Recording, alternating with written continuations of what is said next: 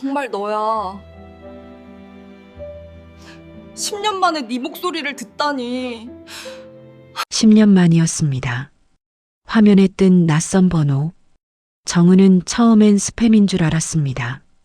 그냥 끊으려다가 뭔가 이상한 느낌에 손가락을 멈췄습니다. 받았습니다. 정은아. 목소리를 듣는 순간 온몸이 굳었습니다. 25년을 함께 살았던 사람. 이혼 도장을 찍은 지 꼭 10년이 된 사람. 김도연이었습니다. 목소리가 달랐습니다. 예전에 그 당당하고 차가운 목소리가 아니었어요. 뭔가 쪼그라든 것 같은, 축축하게 젖은 것 같은 목소리였습니다. 정은은 아무 말도 하지 않았습니다. 그냥 들었습니다. 나 지금 좀 힘들어. 어디 갈 데가 없어서. 그 말 한마디에 정은의 머릿속에선 25년치 기억이 한꺼번에 쏟아졌습니다. 20살이었습니다. 대학교 신입생 오리엔테이션에서 처음 만났습니다. 도연은 그때 경영학과 2학년이었고 농구 동아리 주장이었습니다. 키가 크고 웃는 얼굴이 시원했습니다. 정은은 그냥 평범한 문과 신입생이었는데 도연이 먼저 말을 걸어왔습니다. 오늘 밥 같이 먹자고. 아무렇지도 않게. 처음 본 사람한테 그렇게 자연스럽게 말할 수 있는 사람이 세상에 있구나. 정은은 그게 신기했습니다. 그게 시작이었습니다. 연애는 빠르게 깊어졌습니다. 도연은 정은을 정말 아끼는 것처럼 보였습니다. 비 오는 날엔 항상 우산을 들고 기다렸고 정은이 아프다고 하면 새벽에도 달려왔습니다. 가난한 대학생이었지만 생일엔 꼭 뭔가를 샀습니다. 형편이 안 돼서 한 송이짜리 카네이션을 사온 날엔 정은이 그게 더 좋다고 울었습니다. 도연은 그런 정은을 보며 웃었습니다. 너 참 이상하다고. 그러면서도 꼭 안아줬습니다. 4년을 연애했습니다. 졸업하고 둘이 결혼했습니다. 아무것도 없었습니다. 전세 보증금도 부모님한테 빌렸습니다.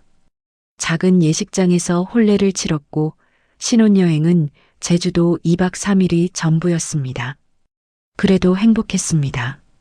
진짜로. 정은은 그때를 생각하면 지금도 가슴이 아립니다. 그 가난함이 부끄럽지 않았던 시절. 둘이 있으면 충분했던 시절. 도연은 취업이 잘 안 됐습니다.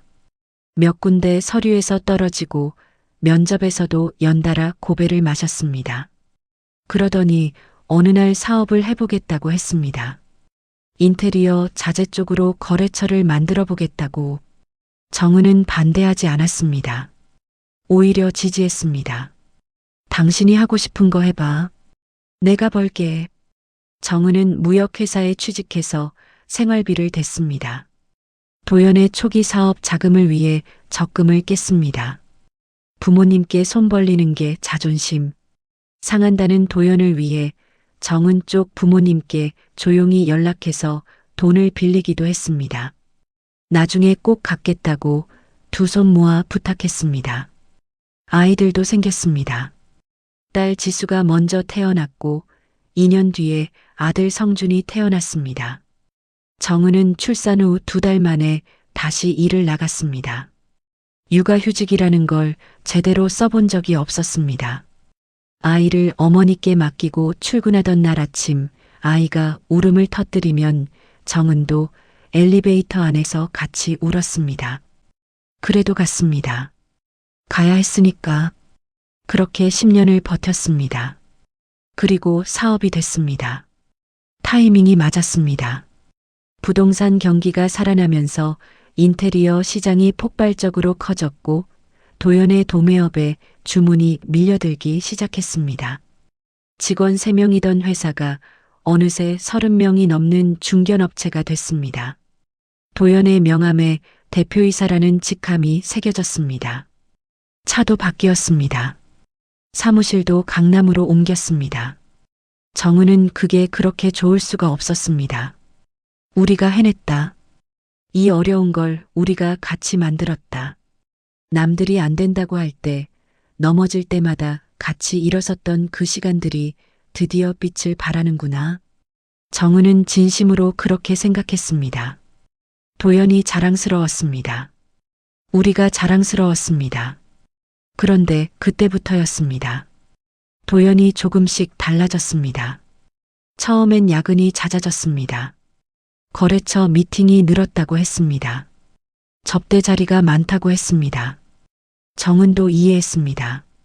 회사가 커지면 그럴 수 있다고. 바쁜 거 당연한 거라고. 그런데 뭔가 미묘하게 달랐습니다. 말이 줄었습니다.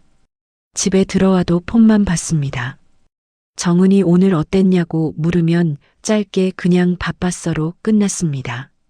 아이들한테도 예전만큼 살갑지 않았습니다. 그냥 피곤해서 그런 거겠지. 정은은 그렇게 생각하려 했습니다.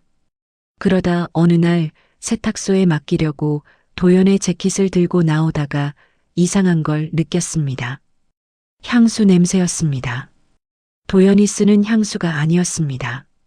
달콤하고 무겁고 진한 여자 향수였습니다. 정은은 그 자리에서 한동안 움직이지 못했습니다. 손이 떨렸습니다. 아니겠지. 과민 반응이겠지. 거래처 사람이 가까이 있었던 거겠지. 스스로를 설득했습니다. 설득하려 했습니다. 그래도 의심은 사라지지 않았습니다. 일주일쯤 지나서 정은은 결심했습니다. 퇴근 시간에 맞춰 도연 회사 앞에서 기다렸습니다. 차 안에 앉아서 심장이 두근거리는 걸 느끼면서 제발 혼자 나오기를 바랐습니다. 제발 아무 일도 없기를 바랐습니다. 도연이 나왔습니다. 혼자가 아니었습니다. 26쯤 돼 보이는 젊은 여자였습니다. 도연과 나란히 걸어 나오면서 뭔가 웃으며 얘기하고 있었습니다. 두 사람은 자연스럽게 너무나 익숙하게 같은 차에 탔습니다. 정은은 택시를 잡아탔습니다. 손이 떨렸지만 말했습니다. 저 차 따라가 주세요. 두 사람이 들어간 곳은 강남의 한 호텔이었습니다. 정은은 그 앞에 2시간을 서 있었습니다. 로비에도 들어가지 못하고 그냥 입구 근처에 서 있었습니다. 눈물도 나오지 않았습니다. 그냥 멍했습니다. 25년이 한꺼번에 무너지는 소리가 들리는 것 같았습니다.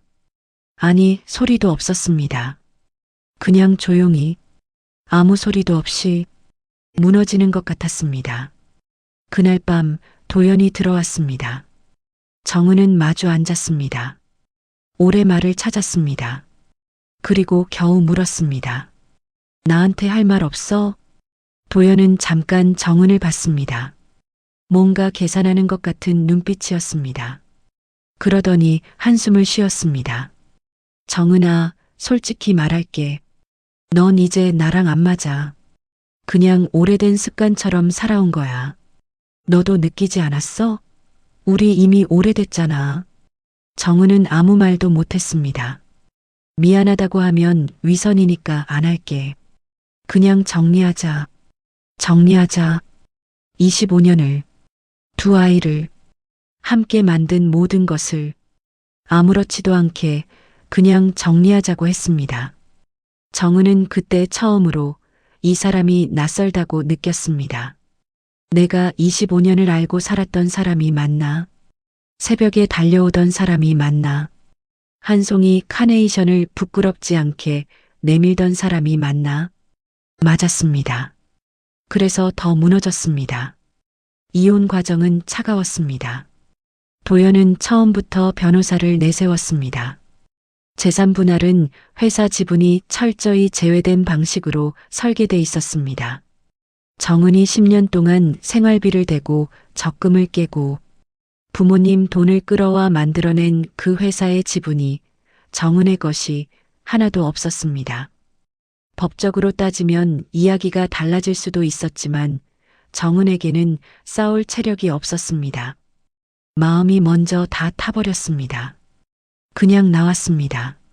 아이들 양육권만 챙겼습니다. 그게 전부였습니다. 이혼 도장을 찍던 날 정은의 나이는 45이었습니다. 그날 이후로 정은은 다짐했습니다. 무너지지 않겠다고. 적어도 아이들 앞에서는. 쉽지 않았습니다. 처음 몇 달은 밥이 목으로 넘어가지 않았습니다. 잠이 오지 않았습니다. 새벽 3시에 혼자 주방에 앉아서 아무것도 없는 냉장고 문을 멍하니 바라보던 날들이 있었습니다. 아이들이 자는 것을 확인하고 나서 소리가 새어나가지 않도록 수건을 입에 물고 울던 날도 있었습니다. 그래도 아침이 되면 일어났습니다. 아이들 아침을 차렸습니다. 도시락을 쌌습니다. 학교 보내고 나서 혼자 집에 남으면 그때서야 잠깐 무너졌습니다. 그리고 다시 일어났습니다. 씻고 나갔습니다. 정은은 결혼 전에 잠깐 다니던 무역회사 경력을 살려 수입 유통사업을 시작했습니다. 처음엔 혼자였습니다. 집 한쪽 방을 사무실로 만들었습니다. 중고 책상 하나, 노트북 하나. 밤마다 해외 공급업체 사이트를 뒤졌습니다. 영어로 이메일을 쓰고 답장이 오면 또 썼습니다. 아이들이 잠든 뒤에 시작해서 새벽 2시, 3시까지 이어졌습니다. 실패도 했습니다. 첫 해에 들여온 제품이 통관해서 기준 미달로 걸려 손해를 봤습니다. 두 번째 해엔 믿었던 거래처가 갑자기 연락을 끊었습니다. 세 번째 해엔 환율이 요동치는 바람에 마진이 날아갔습니다. 그때마다 정은은 계산을 다시 했습니다. 이 정도 손해면 어디서 메울 수 있을까? 어떤 품목으로 만회할 수 있을까? 감정보다 숫자를 먼저 봤습니다.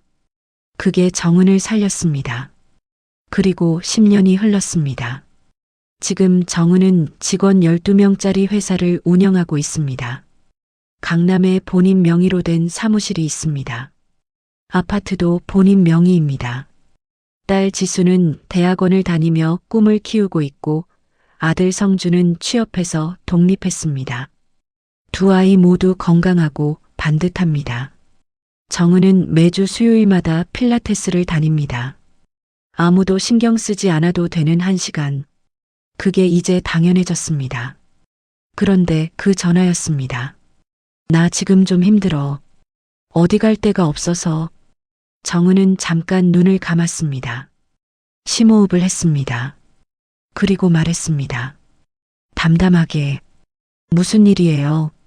도연은 말했습니다. 더듬거리면서 이혼 후에 함께 살던 그 여자 김수진과는 3년 만에 헤어졌다고 했습니다.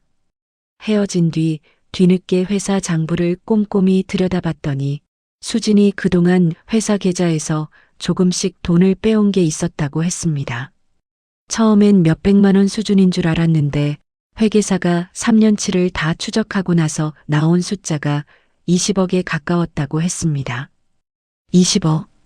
정은은 그 숫자를 듣고 잠깐 말이 없었습니다. 도연은 계속했습니다.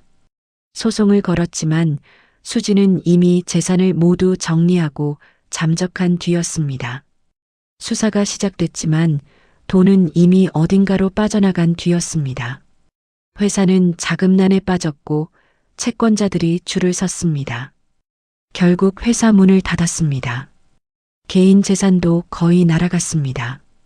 지금은 아는 사람 집을 전전하다가 지금은 찜질방 신세라고 했습니다. 정은은 그 말을 듣는 내내 이상했습니다. 뭔가 거대한 감정이 밀려올 것 같았는데 오지 않았습니다. 슬프지도 않았습니다. 통쾌하지도 않았습니다. 그냥 어떤 먼 데서 일어난 일처럼 들렸습니다. 나와 상관없는 어떤 사람의 이야기처럼. 도연이 말을 이었습니다. 정은아, 나 당장 며칠만 어디 있을 때가 있으면. 정은은 말했습니다. 잠깐 기다리세요. 그리고 전화를 끊지 않은 채로 아들 성준에게 문자를 보냈습니다. 아버지한테서 전화 왔어. 어렵대. 내가 한번 받아줄 수 있어? 몇 분 뒤에 성준한테서 답이 왔습니다. 엄마, 내가 처리할게. 걱정 마. 정은은 도연에게 말했습니다. 아들한테 연결해 드릴게요. 그리고 전화를 넘겼습니다. 성준이 받았습니다. 도연은 아들 목소리를 듣자 잠시 말을 잃은 것 같았습니다. 성준은 차분했습니다. 흔들리지 않았습니다. 아버지, 저는 도와드릴 수 없습니다. 저한테 아버지는 오래전에 없어졌습니다. 도연이 뭔가 말하려 했습니다. 성준은 끊지 않았습니다. 계속 말했습니다. 하지만 지금 계실 곳은 연결해 드릴게요. 잠깐만요. 성준은 그 길로 관할 구청 노숙인 복지 담당에 연락했습니다. 현재 상황을 설명하고 임시 쉼터 연계를 요청했습니다. 행정적으로 처리됐습니다. 감정 없이, 흔들림 없이 도연은 그날 저녁 쉼터로 들어갔습니다. 성준은 정은에게 짧게 문자를 보냈습니다. 아버지 쉼터 연결됐어. 엄마는 아무것도 안 해도 돼. 정은은 그 문자를 읽고 한동안 폰을 내려놓지 못했습니다. 아들이 이렇게 컸구나. 흔들리지 않고 엄마가 흔들릴 틈도 주지 않으려고 냉정한 게 아니라 단단한 거였습니다. 그 단단함이 어디서 왔는지 정은은 알 것 같았습니다. 혼자서 버티는 엄마를 10년 동안 봐왔으니까요. 눈물이 났습니다. 슬퍼서가 아니었습니다. 오래된 무언가가 빠져나가는 느낌이었습니다. 25년치 억울함이, 버려졌다는 기억이, 내 청춘을 다 줬는데 라는 생각이 조금씩 조용히 빠져나가는 것 같았습니다. 그날 밤 정은은 혼자 와인 한 잔을 마셨습니다. 아무도 없는 거실에서 창밖에는 불빛이 많았습니다. 도시는 여전히 바빴고 세상은 멈추지 않았습니다. 그리고 정은도 오늘 이후로 더 이상 멈추지 않아도 됐습니다. 정은은 생각했습니다. 나는 잘 살았다. 혼자서도, 넘어지면서도, 아무도 없는 새벽에도 잘 살았다. 그리고 한 가지를 다시 깨달았습니다. 인과응보는 거창한 게 아닙니다. 하늘이 벼락을 내리치는 게 아닙니다. 드라마처럼 극적인 장면이 펼쳐지는 게 아닙니다. 그냥 각자가 살아온 방식대로 천천히 조용히 돌아오는 겁니다. 도연은 자기가 선택한 방식으로 사람을 대했고 그 방식대로 결국 사람에게 당했습니다. 정은은 아무도 알아주지 않아도 버텼고 그 버팀이 결국 자기 삶을 만들었습니다. 다만 방향이 달랐을 뿐입니다. 지금 이 이야기를 듣고 있는 여러분께 묻고 싶습니다. 당신 곁에도 혹시 그런 사람이 있었나요? 당신의 헌신을 당연하게 여겼던 사람, 당신이 가장 힘들 때 등을 돌린 사람, 당신이 만들어낸 것들을 마치 자기 것인 양 가져간 사람, 그 사람이 지금 다시 문을 두드리고 있지는 않나요? 열어주지 않아도 됩니다. 미워하지 않아도 됩니다. 분노할 필요도 없습니다. 그냥 당신의 삶을 계속 살면 됩니다. 그게 가장 완벽한 대답입니다.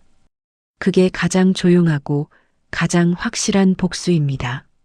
정은은 오늘도 수요일에 필라테스를 갔습니다. 자기만을 위한 한 시간, 아무도 기다리지 않아도 되는 시간, 그 시간이 이제 정은의 것입니다. 온전히.